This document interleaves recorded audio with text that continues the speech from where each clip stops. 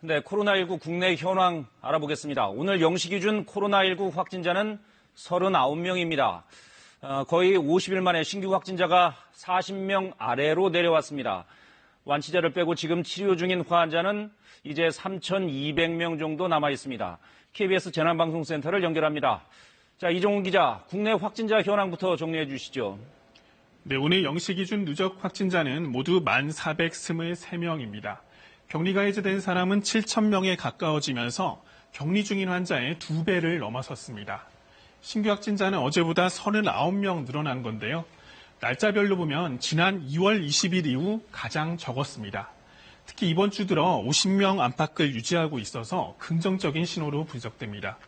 신규 확진자를 지역별로 보면 경북은 1명도 없었고요. 대구도 4명으로 신천지교에 집단 감염이 발생한 이후 가장 적었습니다. 반면 수도권이 22명으로 전체의 절반을 넘었고요. 검역 과정에서도 또다시 10명이 확진 판정을 받았습니다. 최근에 이러한 추세는 누적 확진자 분석에서도 확인할 수 있는데요. 전체 누적 확진자의 경우 대구, 경북 지역이 압도적으로 많습니다만 이 파란색으로 보이는 해외 유입 관련 확진자 비율은 서울, 경기 지역이 훨씬 큰 것을 볼 수 있습니다. 해외 유입 감염자가 늘면서 수도권 지역의 확진자 비중이 커지고 있는 것으로 분석됩니다.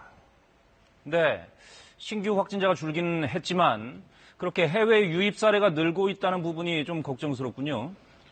네, 그렇습니다. 오늘 확진자의 또 한 가지 특징적인 점은 해외 유입 사례가 지역사회 감염보다 많았다는 겁니다.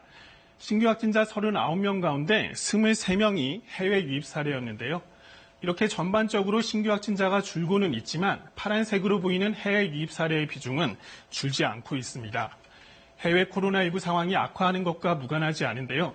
미국 존스 홉킨스 대 집계 기준으로 전 세계 누적 확진자 수는 이제 150만 명을 넘어섰습니다. 중국에서 첫 환자가 보고된 지 100일 만입니다. 이 가운데 미국이 43만 명대로 가장 많고요. 유럽에서는 최근 프랑스의 확진자가 급증하는 모습입니다. 해외 입국자의 철저한 자가격리 수칙 준수 그리고 사회적 거리 두기를 유지해야 하는 이유입니다.